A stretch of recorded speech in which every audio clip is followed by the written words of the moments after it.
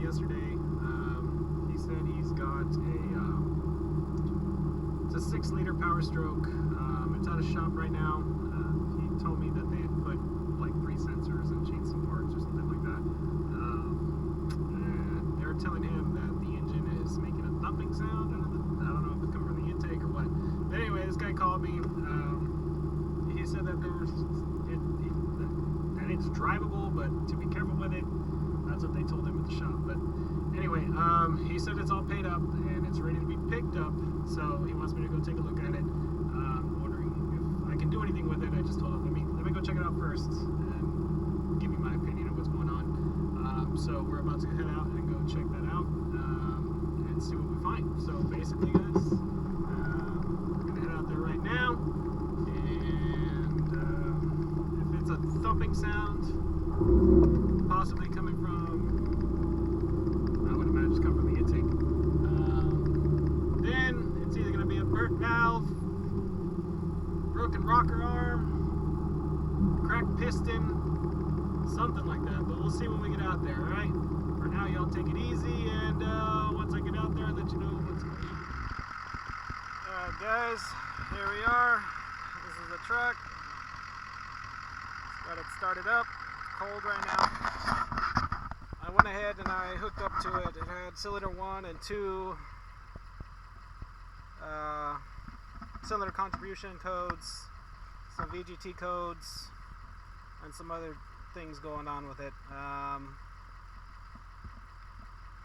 Right now I am just data logging some parameters here. I am data logging engine temp, engine oil temp, injection control pressure, and desired control pressure, intake air temp, and manifold absolute pressure. So I'm going to take this thing for a quick drive. Honestly, right now it's not making any noise. Runs smooth. Everything looks okay. So obviously something starts to heat up and something starts to happen, and we'll find out. So let me take this thing for a quick drive, guys, get it warmed up, and from there, we'll see what's going on.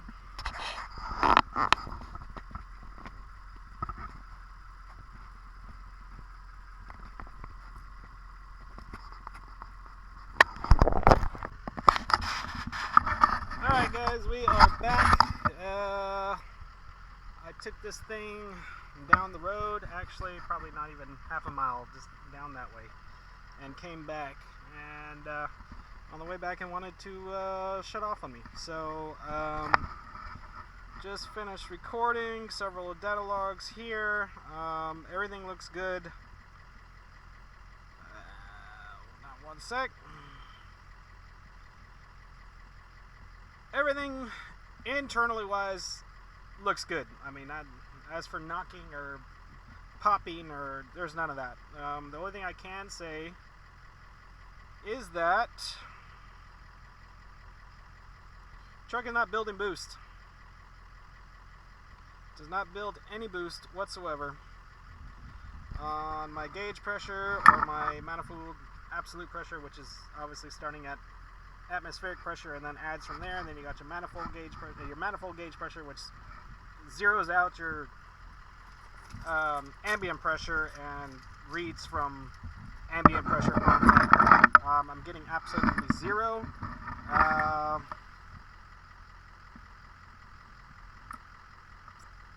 I went ahead and data logged the oil control pressure. That's on the spot. I mean, it's actually really, really good. Super close to desired. What else? Oil temp is good. Coolant temp is good. They all track within 5 to 7 degrees of each other. I'm going to tell you right now, guys, I think this is a fueling issue. I think that we might have a bad lift pump, and I think it's not doing its job after it runs for a while. It wants to shut off. So what does that tell me? To me, it's a fueling issue. Right here, it's sitting here under load. I I can gun it, I can idle it up, I can run it at 2,500, 3,000 RPM, and it doesn't want to shut off. But as soon as you put it under a load, well then start using more fuel, commanding more fuel, you just don't have the flow to keep up. Right now it's got the flow to keep up with idle and no load revving and shit like that, but as soon as you try to put load on it, it doesn't have the fuel. It's not building any boost, there's no fuel. So everything looks good, there's no blow by.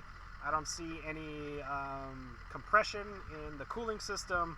I'm not hearing any knocking or banging or anything like that. Engine actually runs rather smooth. Of course, it's got no power whatsoever, but it does run smooth. So as for it being an internal issue, I'm going to rule that out. And if it was me, if I'm going to go ahead and take on this project for this gentleman, this customer of mine, first thing I'm going to go with is I'm going to go with a lift pump, because there's either something wrong with the lift pump, or in the rare case, let's say something is in the line or in the tank and it's sucking up whatever might be in the tank and clogs it and then wants to shut off. But I mean, I think it would be more abrupt than that, and I think I'd have a hell of a hard time trying to get it to restart. But the fact that it shut off and I waited a little bit and then cycle keyed, and then it finally lit off tells me that it might be a pump. Like I said, everything else is on par. I don't see anything else wrong with it. So I'm gonna go ahead, and like I said, I did have codes for cylinder 1 and 2 contribution. I'm really not seeing that right now, and I think it's from when it actually starts to shut off, because it's a slow process. It's not like a super quick kill. It's idle, stumble, blah, blah, blah, blah, blah, and then it just shuts off. So that's what I'm going with. I'm going to go ahead and let the customer know, see what he wants to do with it. I doubt we've pulled up any code since I've been sitting here, but we'll go ahead and check one more time. So, of course, we got the turbo supercharger boost control performance. That I'll dig into, is it might be cause of the fuel, because I was putting it in gear, getting on the brake and giving it some fuel or some pedal to see if I could build boost. I wasn't building boost, but that might just be a fueling issue. And let's just say even if it was the turbocharger by itself, it wouldn't cause it to shut off. There's no way. I mean, yeah, you'd have that, you'd have low power, but it would keep going. So basically, after I looked at the truck and I left the shop, I guess the owner had left and there was a guy there working, and I basically told him this was this and this is what I thought. I didn't know if the owner of the truck wanted them to continue with it and he just paid me for my diagnosis, or if he wanted me to continue the work and get it to my place. So owner decided he wanted me to do the work.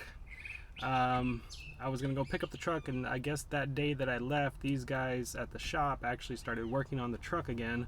Tried to go drive it, it shut off on them, and then they towed it back to their shop and left it there. So at one point I went to go pick up the truck. I was just gonna pull it because the engine ran, it would sit there and it would idle just fine. As long as there was no load on it, and then had brakes and power steering, power brakes, and AC, and it wouldn't be that hard to just tow it to the house. So I got there. Well, the first time I got there, I went with a buddy, and there was no key left in the truck. After they said they were going to leave the key, they didn't leave the key. So whatever, not a big deal. I was going to go and check fuel pressure the third time I went out there, and took my stuff, went out there, and I was going to try to start the truck, and the truck wouldn't start. So I'm like, what the hell's going on? So I hook up my scanner and I look at oil rail pressure, and it's 0. It's not building anything. I'm just like, what the hell? Before, it was ran fine. I mean, this thing would light off, pressure was great. Even when the engine was shutting off, I mean, pressure was holding steady. It's not like it was losing high pressure oil. So I look around, can't really find anything. And at that point, I was just like, you know what? This is already getting frustrating. I'm just going to have this guy find a tow truck or something to get it to the house. So I called him back and let him know. He got with the people that worked on his truck in the first place. They said that they would pay for the tow to get it to my place, so they did. I got it here, started diagnosing. I pulled the oil filter, and the anti-drain back valve is no longer there. Nothing but a spring, and the rest of the plastic piece is gone. I don't know where it's at.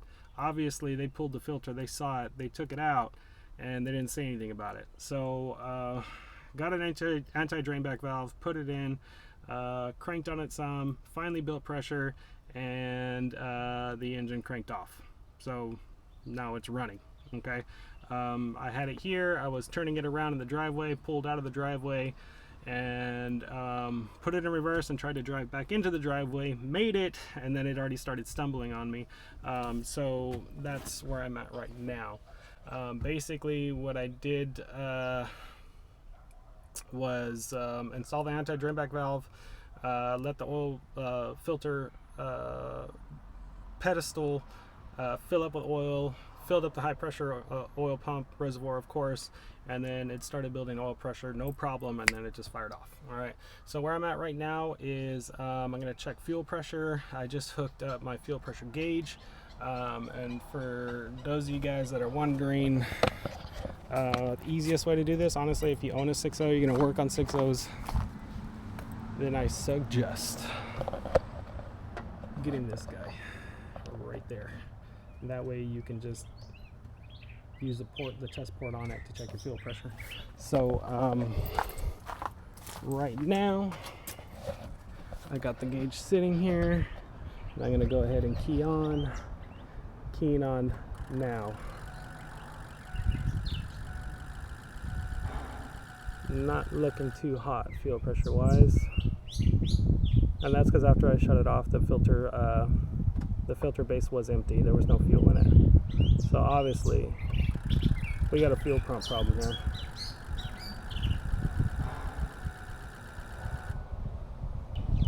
Maybe 25 psi. I think we're supposed to be at 60? Can't remember. I gotta look it up. I think 60 psi, 55 psi is what these should be at. And obviously we're not getting there. 25 psi.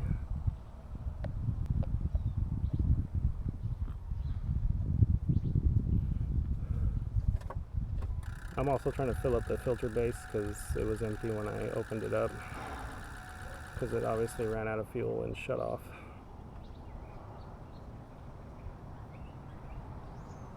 So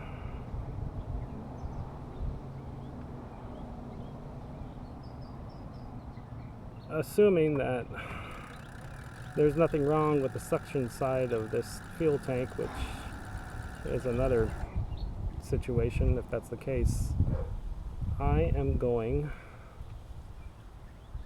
to want to put a pump in this thing, because even then, I mean, let's just say even it was sucking air, it would be dropping in and out, in and out. Right there, it's holding steady at 25 psi, like no problem. If it was sucking air, you'd be getting fluctuations, and 25 psi, I don't think that's not enough anyway. So that's where we're at. Next time you see me, I will go get a pump, and we're gonna put a pump in this thing, and hopefully that solves our issues and we can get this guy back on the road. You paid, I think you paid this other shop $1,500, and basically was stuck in the same situation with a non-running truck. So these guys said they redid the oil cooler, resealed the oil cooler, and did a bunch of, you know, they said, well, replace sensors. I love that. Oh, we replace sensors? That's all you ever hear from some of these places. What sensors? For what reason? Well, what was it doing?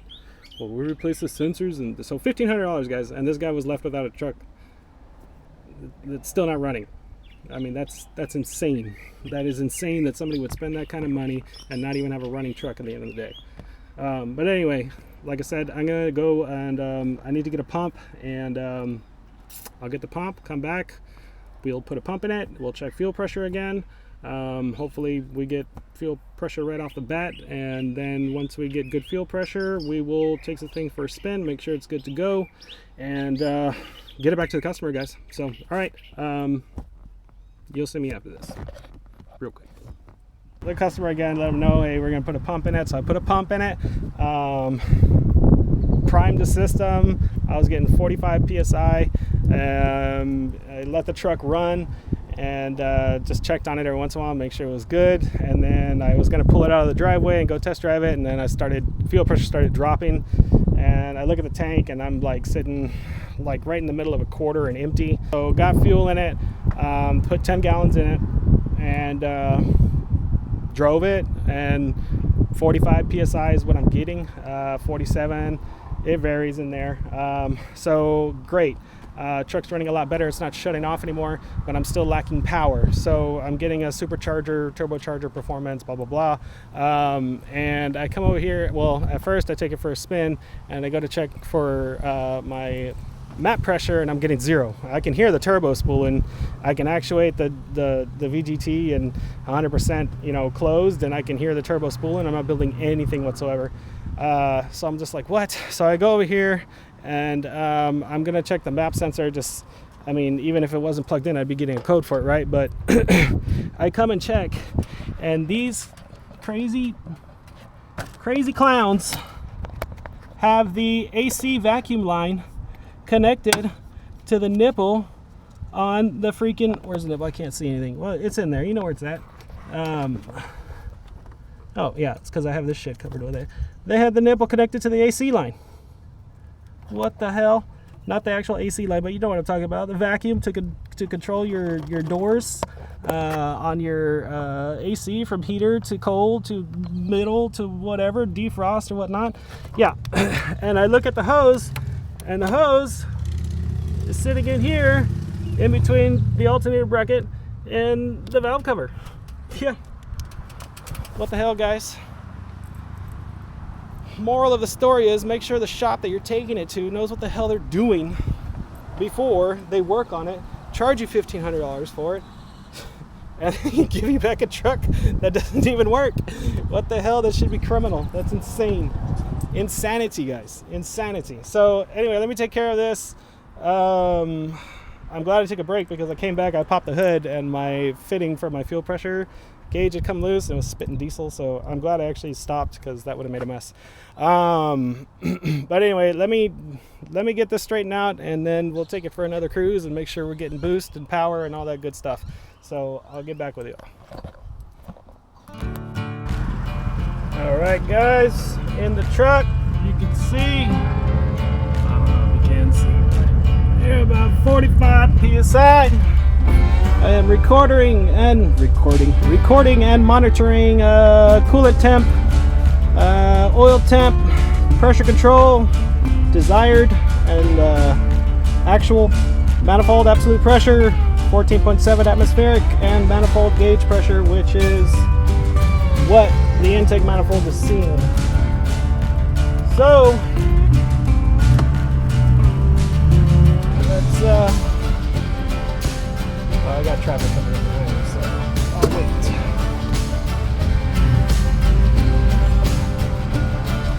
Street that intersects right in the intersection behind me. It was super quiet when I first moved here, but they opened that up, and man, a lot of traffic. All right, now we got some balls back.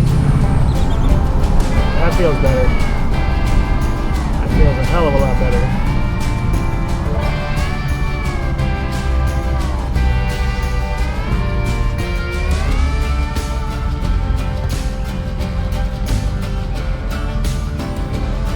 Yes, sir.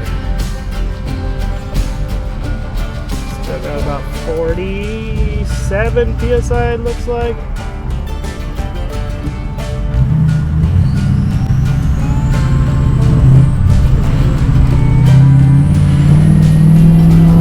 Oh yeah. Oh yeah. There they are. There are the ponies. Hell yeah, that feels a lot better. This thing was running like a dog. That's what happens when you leave the god dang map sensor hose unplugged. Trying to plug it into the alternator. And then plug it in the, the AC vacuum line into the freaking intake manifold. Oh my god, that is classic. Classic. Jeez Louise. Alright. Got us an old sheriff behind us. Hope this truck isn't wanted in a murder or something. Not my truck.